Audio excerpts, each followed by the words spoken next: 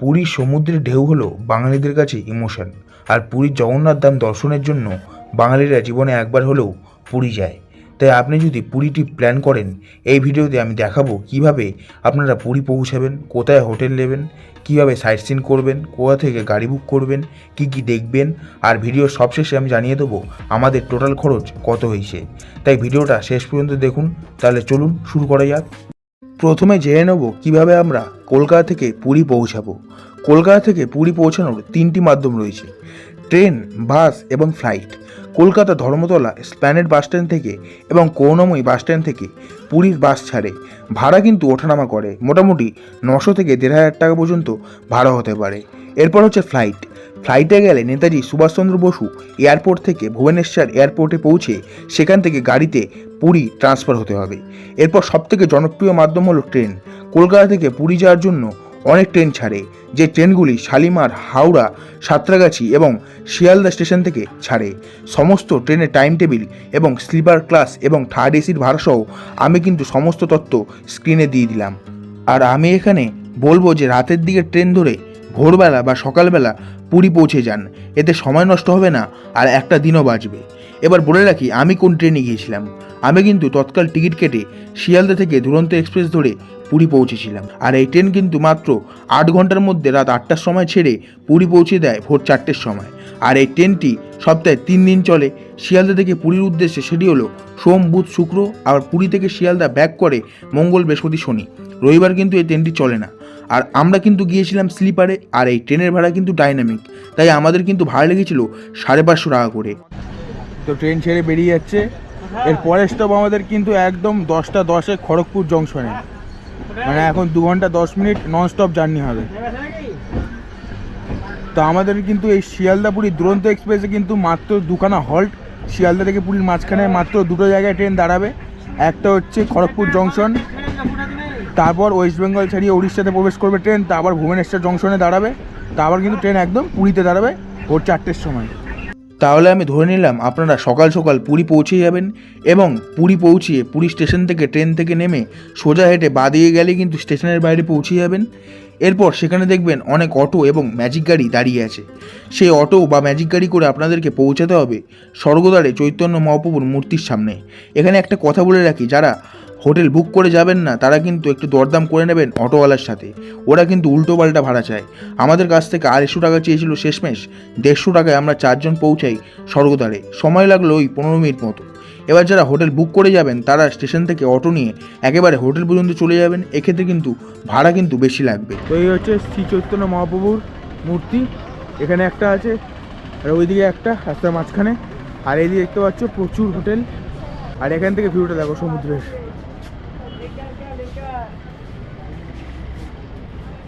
অপূর্ব লাগছে এখান থেকে। আচ্ছা, তোমরা স্বর্গদ্বার বিচের ওই চৈতন্য মহাপ্রভু মূর্তির সামনে নামবে। নেমে একদম ওই পাশ দিয়ে একটা রাস্তা আছে, এই দেখবে স্বর্গদ্বার শ্মশান, এখানে আসবে। এটা হচ্ছে ল্যান্ডমার্ক। তারপর দেখবে এদিকে একটা গড়ি ঢুকে গেছে। আর আমরা এই হোটেলটা নিয়েছি। এই হোটেলটার নাম হচ্ছে হোটেল রেনবো। তো একটু বার্গেনিং করতে হয়েছে তোমাদের, আমি ঘরে গিয়ে বলছি।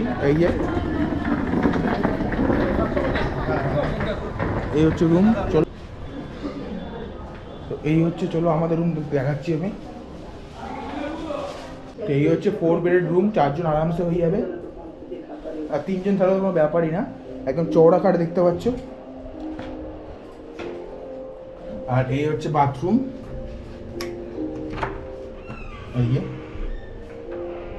মোটামুটি ভালোই। এবার তোমাদেরকে ভাড়াটা বলে তোমরা চমকিয়ে যাবে। তোমার আমাদের 4 জন, ঠিক আছে। এই রুমটার রেট জিজ্ঞেস করছিলাম, বলছিল প্রথমে 1150 বলছিল, তারপর দামাদামি করাতে বলছে 1125 দিতে, কিন্তু মাত্র 25 টাকা কমেছে। তখন 900 টাকা বলছিলাম আমরা, তখন দামাদামি করে আসলো হচ্ছে আমরা 1000 টাকা দেবো, 1000 টাকাতে রাজি হলো। মানে 4 জন থাকতে পারবে এই রুমে। আর এখান থেকে বিচে মাত্র 5 মিনিট হেঁটে মাত্র 1000 টাকায় তোমরা 4 জন থাকতে পারবে। মানে পার হেড 250 টাকা করে পড়ছে, ভাবো তাহলে।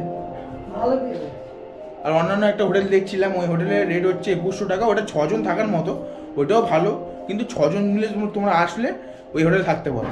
এরপর পুরী তো পৌঁছে গেলেন, এবার যারা হোটেল বুক করে যাবেন না তারা হোটেল কোথায় নেবেন? দেখুন, পুরীতে কিন্তু হোটেলের অভাব নেই।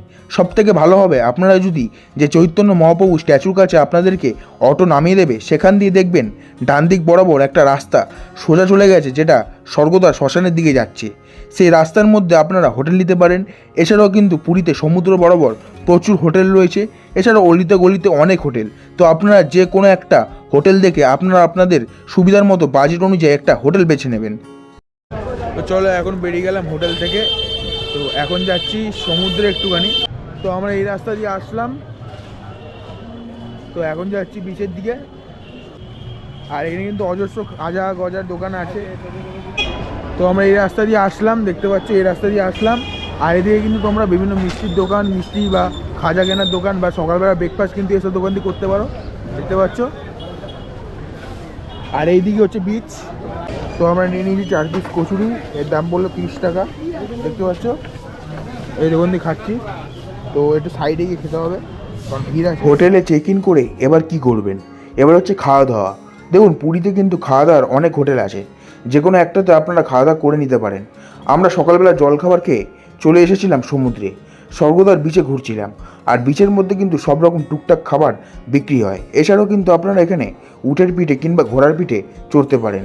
সমুদ্রে কিছুক্ষণ ঘোরাঘুরি করার পর তারপরে চলে আসবেন সবথেকে গুরুত্বপূর্ণ কাজগুলির মধ্যে একটি, সেটি হচ্ছে পরের দিনের জন্য গাড়ি বুক করে রাখবেন। যদি আপনারা ওটিডিসির বাসের টিকিট না পান, তাহলে সবথেকে ভালো হবে একটা প্রাইভেট গাড়ি করে ঘোরা।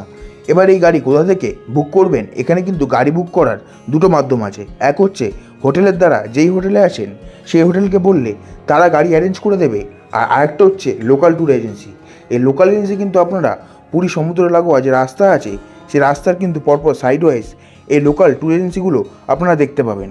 সেখানে গিয়ে 2-3টে এজেন্সির সঙ্গে কথা বলে আপনাদের যেটা ভালো লাগবে তার সঙ্গে কথা বলে আপনারা গাড়ি বুক করে নেবেন। এবং আমরাও এইভাবে গাড়ি বুক করেছিলাম। ট্যুর বুক করার পর আপনাদেরকে একটা বিল দেওয়া হবে, এবং আমরা কিন্তু আমাদের কিছু ক্রাইটেরিয়া বলে দিয়েছিলাম, যে ড্রাইভার যাতে ভালো হয় এবং যাতে কোনো তাড়া না দেয় এবং সব জায়গায় যাতে ভালো মতো ঘুরিয়ে দেয়। কারণ অনেক সময় কিন্তু কিছু ড্রাইভার খুব তাড়াহুড়ো করে এবং রুড বিহেভ করে। এরপর চলে আসলাম হোটেলে, সেখান থেকে ড্রেস চেঞ্জ করে চলে এলাম সমুদ্রে স্নান করতে। এই কারণে হোটেল সমুদ্রের কাছে থাকলে সুবিধা হয়। আর পুরী সমুদ্র নিয়ে আলাদা করে কিছু বলার নেই। পুরী সমুদ্র মানেই ইমোশান, পুরী সমুদ্র মানেই উত্তাল মার্কা ঢেউ।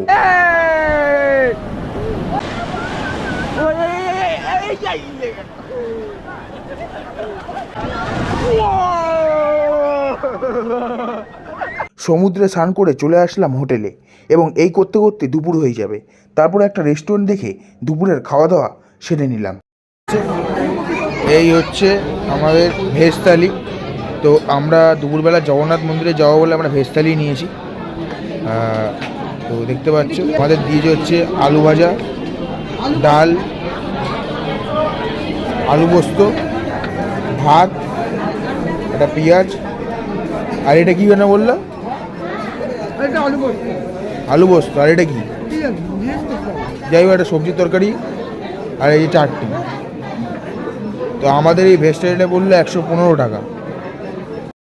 এরপর একটা অটো ঠিক করে চলে আসুন পুরীর জগন্নাথ মন্দিরে। অটো ভাড়া কিন্তু 100 টাকা লেগেছিল আমাদের, শুধু জগন্নাথ মন্দিরে ড্রপ করার জন্য। যেখানে অটো নেওয়া হবে সেখান থেকে কিন্তু কিছুটা হেঁটে মন্দিরে যেতে হবে। পুরীর জগন্নাথ মন্দিরের অনেকগুলি গেট রয়েছে, আপনারা চাইলে যে কোনো একটা দিয়ে প্রবেশ করতে পারেন। আর আমরা কিন্তু প্রবেশ করেছিলাম দক্ষিণ দ্বার দিয়ে। আর পুরীর জগন্নাথ মন্দিরের এই যে কমপ্লেক্সটা নতুন করে করেছে, সেটা কিন্তু সত্যি অসাধারণ একটি রূপ নিয়েছে। পুরো জায়গাটা কিন্তু খুব সুন্দরভাবে ডেকোরেট করা। একদম সামনে চলে এসেছি জগন্নাথ ধাম পুরীতে। তো দেখতে পাচ্ছ অপূর্ব কিন্তু ভিউ এখান থেকে। আর জাস্ট একবার ভিড়টা দেখো। তো এই হচ্ছে জগন্নাথ দেবের পূর্বদ্বার, আর এখানে কিন্তু সবথেকে বেশি ভিড় হয়। দেখতে পাচ্ছ ওই যে লাইন। আর আমরা যাব দক্ষিণ দ্বারের দিকে। এই হলো দক্ষিণ দ্বার। আর এখানে কিন্তু মোবাইল আর ক্যামেরা সাবধানে, বাদর কিন্তু ঘোরাঘুরি করছে, যখন তখন হাত দিয়ে নিয়ে চলে যেতে পারে। কিন্তু ওয়াশরুমেরও ব্যবস্থা আছে এই সাইডে, দেখতে পাচ্ছ। আর এই লাইটগুলো লাগিয়েছে, এই লাইটগুলোর সৌন্দর্যতা তোমরা কিন্তু সন্ধ্যেবেলা বুঝতে পারবে। আর এই জায়গাটা কিন্তু খুবই আধ্যাত্মিক এবং ফটোজেনিক, দুটোই বলা যায়। কিন্তু পুরীর জগন্নাথ মন্দিরের যে ব্যবস্থাপনা, সেটা কিন্তু আমার একদমই ভালো লাগেনি। এছাড়াও পুরীর মন্দিরের ভিতরে কিন্তু কোনো রকম মোবাইল, ক্যামেরা, চামড়া জাতীয় জিনিস এগুলো কিন্তু অ্যালাউ না। তাই দক্ষিণ দ্বারের বাইরে এইসব রাখার জন্য বিনামূল্যে একটা কাউন্টার আছে, সেখানে গিয়ে এইসব জিনিসপত্র জমা রাখতে হবে। আমরাও এইভাবে সমস্ত জিনিস জমা রেখে মন্দিরের লাইনে দাঁড়াই। আমাদের প্রায় 2 ঘন্টা লাইনে দাঁড়াতে হয়েছিল। আর আমরা ধ্বজা পরিবর্তনও দেখেছিলাম, সেই দৃশ্যটি কিন্তু খুবই সুন্দর লেগেছিল। তারপর মন্দির দর্শন করে বেরিয়ে আবার টোটো করে স্বর্গদ্বার বিচে পৌঁছালাম। আর স্বর্গদ্বার বিচে কিন্তু সন্ধ্যেবেলা মার্কেট বসে বিভিন্ন জিনিসপত্রের। সেখান থেকে সন্ধ্যেবেলা আপনারা আশেপাশে সময় কাটিয়ে রাত্রিবেলা ডিনার সেরে হোটেলে পৌঁছে প্রথম দিন শেষ করবেন। তো দেখতে পাচ্ছ এখানে কিন্তু বিভিন্ন ধরনের জিনিসপত্র বিক্রি হচ্ছে। জগন্নাথ দেবের মূর্তি থেকে শুরু করে ছবি, এছাড়া খাবার দাবারের দোকান, বাসনপত্রের দোকান, বিভিন্ন ধরনের দোকান এখানে কিন্তু তোমরা দেখতে পাবে আসলে এই স্বর্গদ্বার বিচ মার্কেটে। দ্বিতীয় দিন ভোর ভোর উঠে আগের দিনের বুক করা গাড়িতে করে সকাল 7:30টার আগে ভুবনেশ্বর কোনারক সাইট সিনের জন্য বেরিয়ে পড়তে হবে। এখানে একটা বিষয় মাথায় রাখতে হবে, ড্রাইভার পুরো টাকা চাইতে পারে, কিন্তু পুরো টাকা প্রথমেই দিয়ে দেবেন না। আর দ্বিতীয় কথা, অবশ্যই যাতে বেরোতে দেরি না হয়, না হলে সাইট সিনের একটা জায়গা বাদও চলে যেতে পারে। এবার আসি দ্বিতীয় দিনে আপনারা এই সাইট সিনে কী কী দেখবেন। প্রথমেই গাড়ি আপনাদের নিয়ে যাবে সুদাম স্যান্ড আর্ট মিউজিয়ামে, যেটির প্রবেশ মূল্য 30 টাকা করে। আমার তো খুব সুন্দর লেগেছিল, বালির তৈরি বিভিন্ন জিনিস ভিতরে রয়েছে। তারপরের জায়গাটি হলো চন্দ্রভাগা সমুদ্র সৈকত। এটি একটি নির্জন পরিষ্কার সমুদ্র সৈকত, বেশ ভালোই লাগবে আপনাদের। তারপর গাড়ি কিন্তু নিয়ে যাবে পুরী ভ্রমণের অন্যতম জায়গা কোনারকের সূর্য মন্দির, যেটি বিশ্ব ঐতিহ্যবাহী স্থান বা ওয়ার্ল্ড হেরিটেজ সাইট। মন্দিরটি 1255 খ্রিস্টাব্দে পূর্বগঙ্গ রাজবংশের প্রথম নরসিংহদেব এটি নির্মাণ করেছিলেন। মন্দির কমপ্লেক্সটি একটি বিশাল রথের আকৃতিতে তৈরি করা হয়েছে। আর এখানেই কিন্তু আমরা আমাদের সকালের খাবার সেরে নিয়েছিলাম। আমরা নিয়েছিলাম একটা ধোসা। আর এই মন্দিরের চাকা কিন্তু ভারতীয় 10 টাকার নোটে রয়েছে। এরপরের সাইট সিনের গন্তব্য হলো ধৌলি শান্তিস্তূপ। এটি পাহাড়ের উপরে অবস্থিত, আর এই ধৌলি শান্তিস্তূপ ধৌলিগিরি নামেই পরিচিত। এই ধৌলি পাহাড়কে কলিঙ্গ যুদ্ধের স্থান বলে মনে করা হয়। সম্রাট অশোকের সাথে এই জায়গার ইতিহাস জড়িয়ে আছে। এরপর গাড়ি নিয়ে যাবে লিঙ্গরাজ মন্দির। আর এই মন্দিরের কিন্তু একটা আলাদা গুরুত্ব রয়েছে, যেটি হচ্ছে এই মন্দিরে ভগবান বিষ্ণু এবং মহাদেবের মিলিত রূপকে পূজা করা হয়। এরপর গাড়ি নিয়ে যাবে উদয়গিরি, খণ্ডগিরি। এই দুটি হলো প্রাচীন গুহা, কিছুটা প্রাকৃতিক, কিছুটা কৃত্রিমভাবে সৃষ্ট কতগুলো গুহার সমষ্টি, যার প্রত্নতাত্ত্বিক, ঐতিহাসিক এবং ধর্মীয় দিক থেকে বিশেষ গুরুত্ব রয়েছে এই দুটি গুহার। আর রাস্তার এক পাশে রয়েছে খণ্ডগিরি, আর এক পাশে রয়েছে উদয়গিরি। এই জায়গার প্রবেশ মূল্য 25 টাকা করে। এরপর শেষ গন্তব্য ছিল ভারতের অন্যতম বড় চিড়িয়াখানা নন্দনকানন। এই নন্দনকাননের প্রবেশ মূল্য 50 টাকা, এবং এটি এত বড় চিড়িয়াখানা যে সারাদিন ঘুরেও শেষ হবে না। প্রত্যেকটা জায়গার সময় এবং প্রবেশ মূল্য আমি ডেসক্রিপশন বক্সে দিয়ে দেবো, আপনারা অবশ্যই চেক করে নেবেন। ওই হচ্ছে নন্দনকাননের এন্ট্রি গেট। আর এখানে আছে কিন্তু এমু পাখি, এটা কিন্তু উঠতে পারে না, দেখতে পাচ্ছ।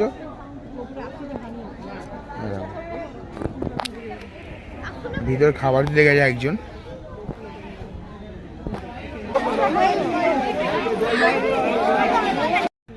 এই যে হরিণ দেখতে পাচ্ছ, এই যে আর ওইদিকে কিন্তু অনেকগুলো আছে, এই যে জুম করে।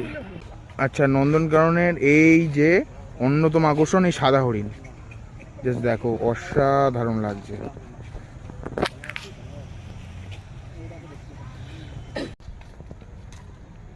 এটা আরেক ধরনের হরিণ, মানে বিভিন্ন ধরনের হরিণ আছে। বাকিটা আবার পোজ দিচ্ছে একটু। ইয়ে চারিদিকে এগুলো পুরো পাখির সেকশন। এই হচ্ছে ময়ূর, এই দেখো দুটো আছে। আর এই হচ্ছে চিড়ি, দেখতে পাচ্ছ।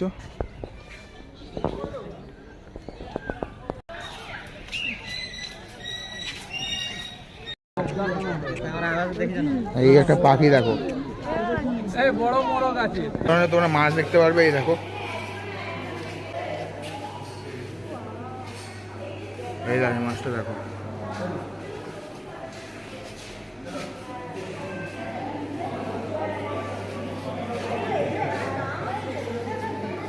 এই হচ্ছে নন্দনকানন চিড়িয়াখানা, সাধারণ।